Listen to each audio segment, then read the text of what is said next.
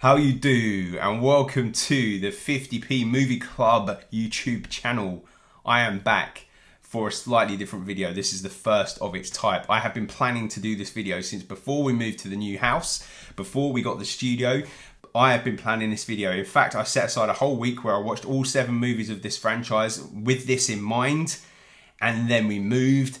And then I forgot that I was supposed to be doing it. But alas, sun has shined on me because in a couple of weeks, the teaser trailer for the brand new movie in this franchise will drop.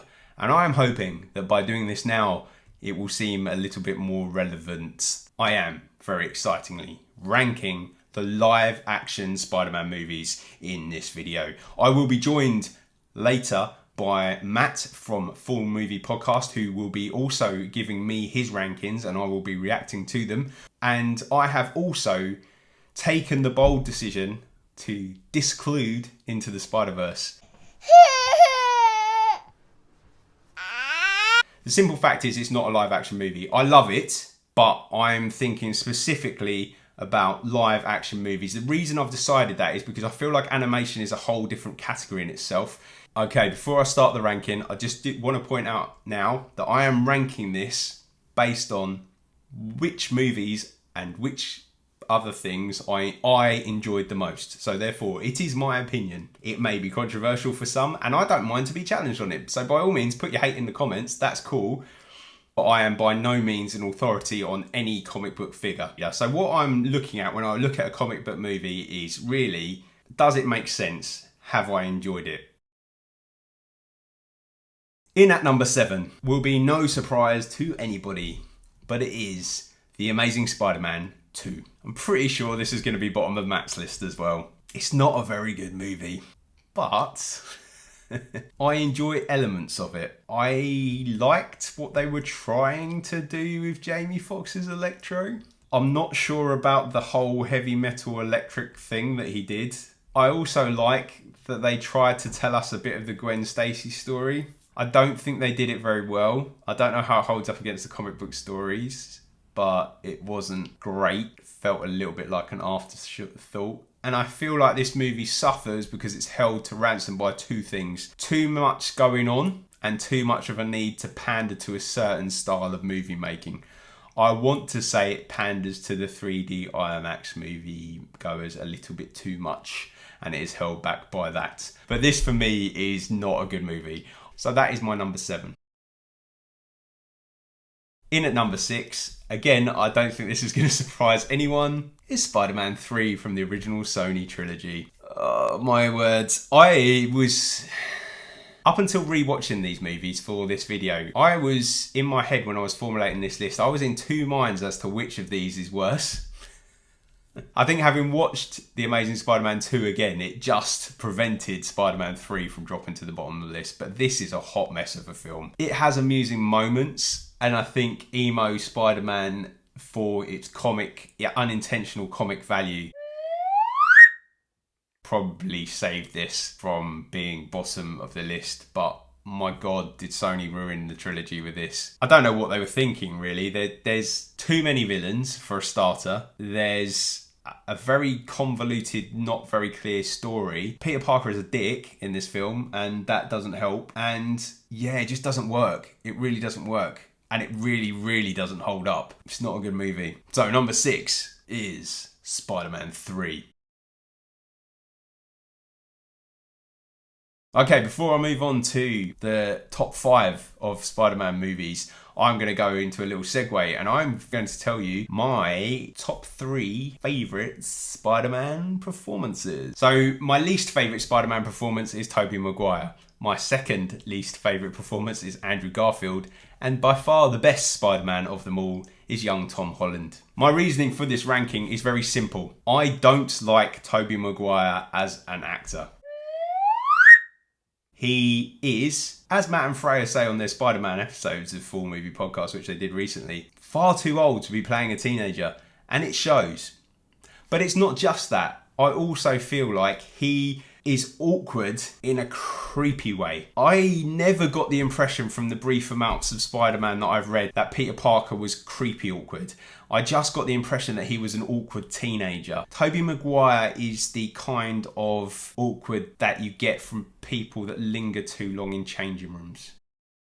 It's that kind of awkward, and I don't like it. I feel like people that hold Tobey Maguire as Spider-Man quite high in esteem are doing it for nostalgic reasons. So he is my bottom. Andrew Garfield is kind of middling for me. I don't think he's the world's greatest actor, but he does work better as a Spider-Man. I disagree with Matt and Freya in that I don't think he's necessarily too cool to be Peter Parker. I think he does the teenage awkward better than Tobey Maguire does. I think you get that hormonal side of him.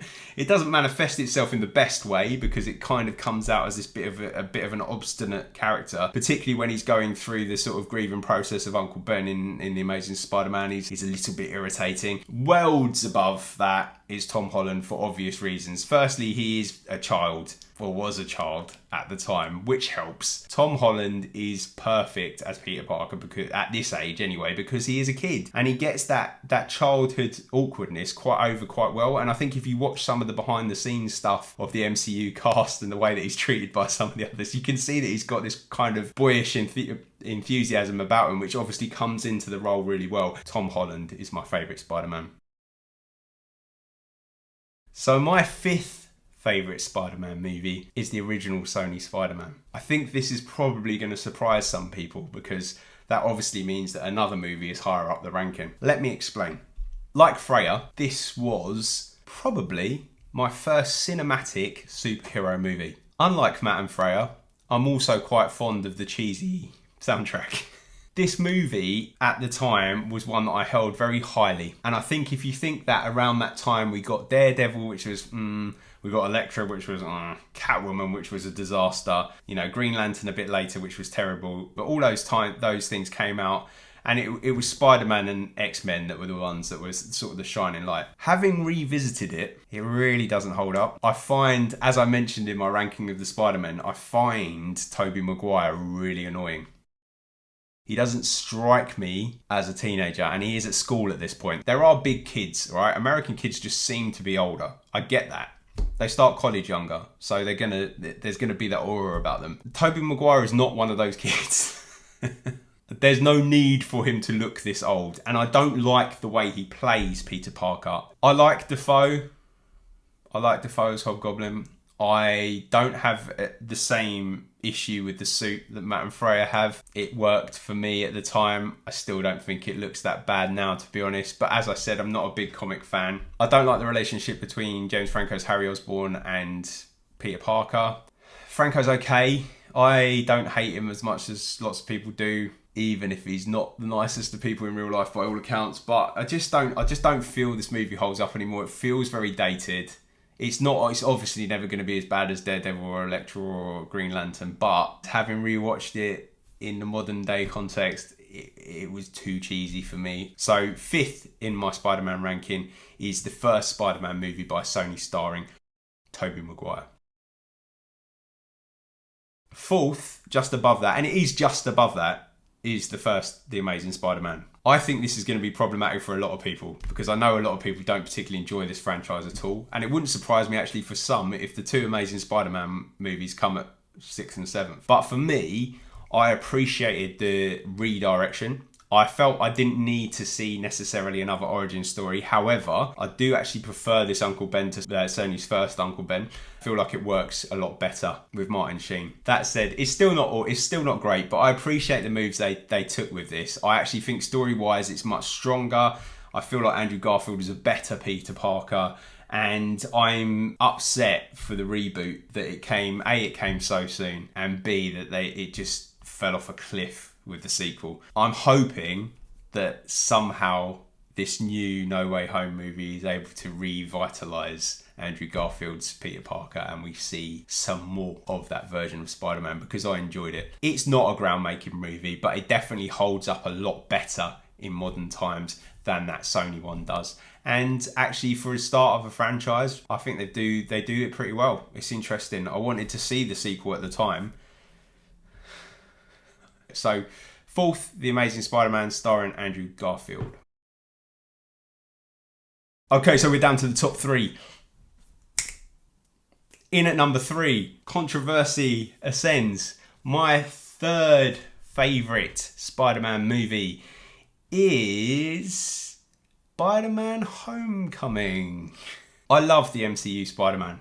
I love the way that Disney and Feige have clearly worked together with Sony executives to work him into a universe in a way that it works. Homecoming did a really good job in establishing Tom Holland as a Spider-Man. It is still a great movie. It's obviously a valid part of the MCU. It just doesn't hit home as much as the follow-up or the other movie that's still left that I haven't spoken about. I controversially didn't really like the Vulture as the main villain. I understand why it had to be. It fits in with the MCU very well, having him as a scavenger. And actually, I understand why the Vulture becomes a criminal from the way that this film is written, because you see just the complete mistreatment of him as being someone that's run a contract. I'm always going to support the working man. So I get that. I just felt like he was a little bit of an underwhelming main villain for the first introduction of Spider-Man as a standalone character. It would have been difficult to bring in something else, and I appreciate that. And it is still a very good Spider-Man movie, so don't get me wrong. It just doesn't resonate with me as much as my next choice, and therefore it sits at number 3, Spider-Man Homecoming. Sorry, Tom. In at number 2 is Spider-Man 2 from the Sony films. I think you all, and that's every single one of you, should subscribe to Full Movie Podcast and listen to the episode on Spider-Man 2, because Freya and Matt will talk about this film and explain why it's a great movie way more precisely and professionally than I am about to. However, I am going to explain my choice. For me, and this is again with hindsight because I've actually gone back and watched it, this movie still stands up. There are elements of it that are a little bit cheeseball, but in terms of story writing, in terms of the villain, in terms of the way that we see Peter Parker develop, where he's doing all these various different things and he feels under pressure. This movie is really well written. It's really well shot. I like the cinematography. I like the way the story develops. I like the fight scenes. I like the relationships. I like the dialogue. I think this is a great Spider-Man movie. It shouldn't be the peak of that trilogy, because in reality, the third one should have built on that and been even better. Unfortunately, it didn't. This holds higher esteem with me than Spider-Man Homecoming, and that is the reason why, because I think there is just so few little flaws with it, and I just like it. I think Molina's a great bad guy. I think it's really well written, really well structured. It's my number 2, Spider-Man 2. Which means, of course, that my number 1 is Spider-Man Far From Home. I love this movie. I really do. I think it's by far the best Spider-Man movie. I like Mysterio as a character. I like the various different locations. I like the comedic aspect of this. I like that we get Night Monkey Spider-Man. I like that we see the development of Spider-Man as a character. I like the way that he comes round and what he learns about himself and about his relationship with Tony Stark in this movie. I like the way they deal with the impact of the loss of Tony Stark in this movie. I also like the way that it fits into the MCU with regards to the snapping in and all that. There are some really touching moments in this. There are some really great action moments in this. I didn't see the twist with Mysterio coming, and I appreciated that.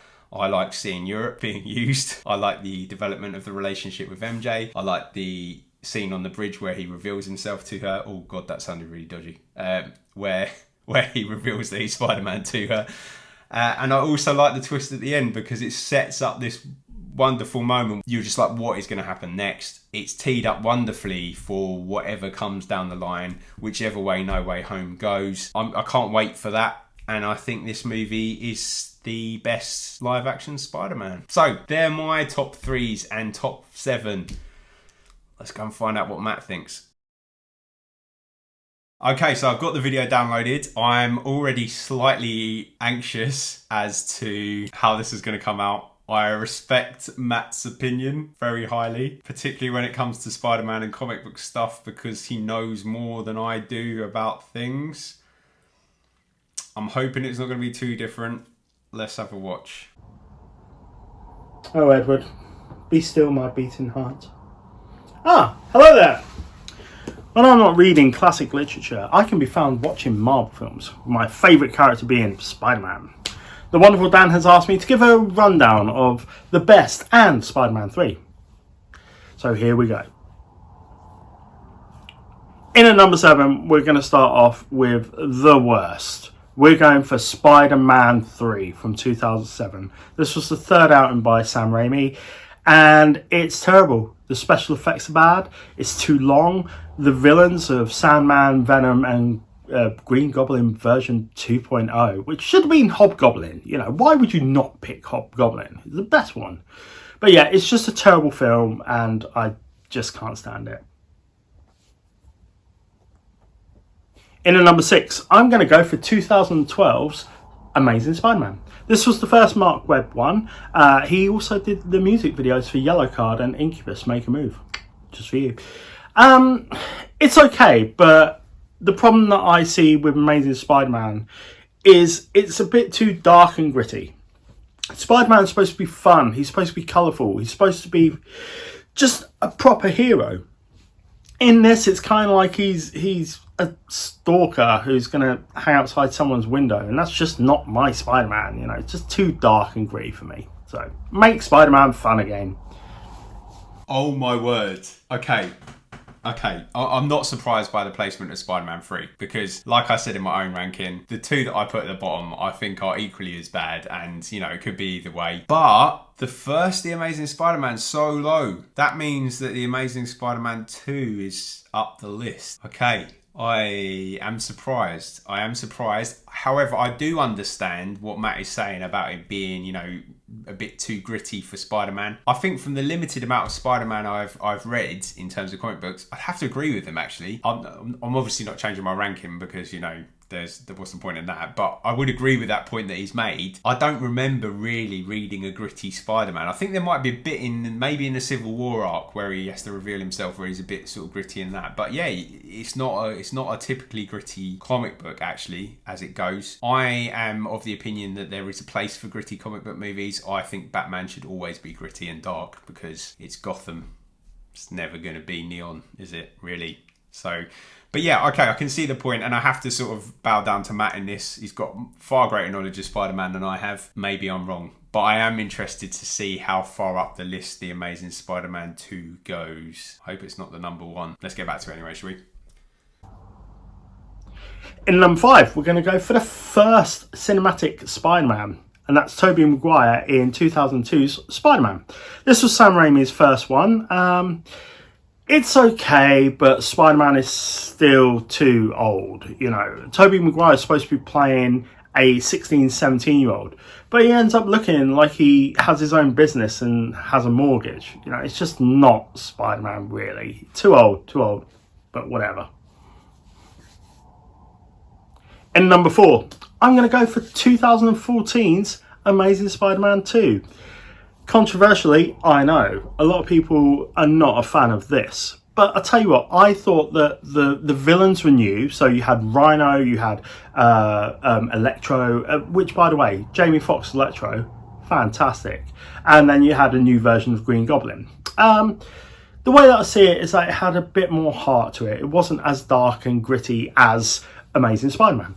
But yeah, I can still understand why people aren't a fan of those films. I just kind of liked it. I liked the ending with Rhino, the little kid, and Spider-Man. I just thought it was quite sweet. Okay, so, you know, similar things to what I said. I give credit to Jamie Foxx's Electro, apart from the heavy metal thing. But I am surprised it's so high up the list, but I also understand that his justification, and this is Matt, he has the knowledge, he knows what he's talking about. What I will say though is that we do both have the same number 5, which is Sony's original Spider-Man. So I am very interested about his top 3. Also, massive shout out for the t-shirt and the background. Love it, Matt. Let's see, top 3, here we go. In number 3, I'm going to go for 2019's Spider-Man Far From Home. This was second outing for Tom Holland as Spider-Man, directed by John Watts. It was fun. I like the fact that they used Mysterio, which is good, and they kept on the path of having just one Spider-Man villain, which is perfect as far as I'm concerned. I do think that some of the stories were, some of the plot in that was a little bit off. I wasn't such a fan about Nick Fury at the end, which is just a bit of a shame, but whatever. It ended with the Go-Go's vacation, so it's all good in my book. In at number 2, we're going to go for the first Tom Holland outing solo film of Spider-Man, as Spider-Man Homecoming. Obviously, he was in Captain America Civil War for a very short part, but Spider-Man Homecoming, it just has heart and soul to it, which a lot of the other Spider-Man films don't have. For a start, Tom Holland was the right age. You know, he looks the same age as what Peter Parker should be in high school. I like it because it was fun. That's what Spider-Man films are supposed to be. They're supposed to be fun. They're supposed to be heroic moments, and that's exactly what we get in Homecoming. You know, plus also Vulture, Michael Keaton, and Peter in the car. Ooh, if you know what I'm on about, you know how tense it is. You know, such a great twist in that film. Anyway. Okay, so obviously we know what Matt's number 1 is. I did say when I was talking about the film that I put at number 2 that these guys love this film. I wasn't expecting it to be number 1, but I'm really pleased it is, because that means he's going to tell me why it's so good, and you'll get to hear a little bit of that. But as always, I'd recommend you go and listen to the podcast episode, because it'll be done in way much more detail. I would like to say, as much as I'm not a fan of Vulture as being the one villain, because he just doesn't feel big enough, that car scene that he's talking about, that is a good bit of cinema. So credit there. Let's listen to Matt justify his pick for number 1. On to number 1. I'm going to go for the obvious. Spider-Man 2 from 2004. This was second album from Sam Raimi. And I swear, recently I rewatched it. I was smiling from the very start to the very end. I just loved that film so much. It had every aspect of Pete Parker's kind of sad stories that he's gone through, you know, a bit unlucky in love, you know, hasn't got a great job, isn't doing well at school, and it nails it perfectly in the second film. Okay, I mean, I am surprised, but I did say, again, I said how much I like this, and in my mind, there's a little bit of a toss-up between my top 2. I couldn't put it as number 1, but Matt obviously loves that film, and he's given a little hint there about why he likes it, but I definitely wholeheartedly recommend you go and listen to the Full Movie Podcast episode about Spider-Man 2. So the last thing I asked Matt to do was to rank his Spider-Man for me. Now I'm thinking about the way that he's done his list. I'm guessing that it's going to be Andrew Garfield in 3rd, Tobey Maguire 2nd, and Tom Holland 1st. That's the order I'm going through. Let's see what he says. And finally, I'm going to just give my top 3, because they're only 3. You know, I'm not allowed to count Spider-Verse in this, apparently. Thanks, Dan. Top 3 Spider-Men? Sure, why not? And number 3, I'm going to go Tobey Maguire. I've said it before, you were too old for this role. You know, you look too old. You have silly facial expressions during that film. I mean, in Spider-Man 2, when you're holding the train, you're like, and it's like, no, that just doesn't work for me. It just didn't look right. Number 2, I'm going to go for Andrew Garfield. Oh, you're good. You got nice hair, you know, but you're still a bit too dark, and also very cocky in the Amazing Spider-Man films, especially in the first one. You know, you just seemed a bit too aggressive. I wasn't happy about that. And then finally, my favourite Spider-Man is Tom Holland. Just perfect, you know. Oddly, he's got a ballet and dancer's past, which works for Spider-Man. You know, it makes him very limber, and that's awesome. I will also say that I cannot wait for No Way Home. I'm sure it's going to be amazing. And yeah, there you go. Tom Holland is the best, and the best Spider-Man film is Spider-Man 2. So, thanks, Dan. Thank you so much, Matt. Okay, so we had the same ranking for Spider-Man, so that's good. That's good, right? That's good. We were the same, but his movies are very different. This has been a super long video, so I thank you again for staying tuned all the way through. We needed to do it like this. There's so much to talk about. Please forget about my YouTube channel, but please go and subscribe to Full Movie Podcast and listen to the wonderful thing that is their podcast. They take a different movie each episode. They release on Wednesdays and Sundays, I think. Forgive me if I've got that wrong. Is that us? We release on Wednesdays and Sundays. They do 2 episodes a week anyway, roughly. And Matt and Freya are so knowledgeable about films, and it's a lovely little... It's just like hearing 2 friends having a little discussion about some of your favourite movies. So go and check that out. There will be another Full Movie Offcast episode coming soon, which will direct you to a different episode of Full Movie Podcast. Thank you once again for listening. Let me know all your opinions on Spider-Man below, and let's get psyched for the trailer for No Way Home. Boom.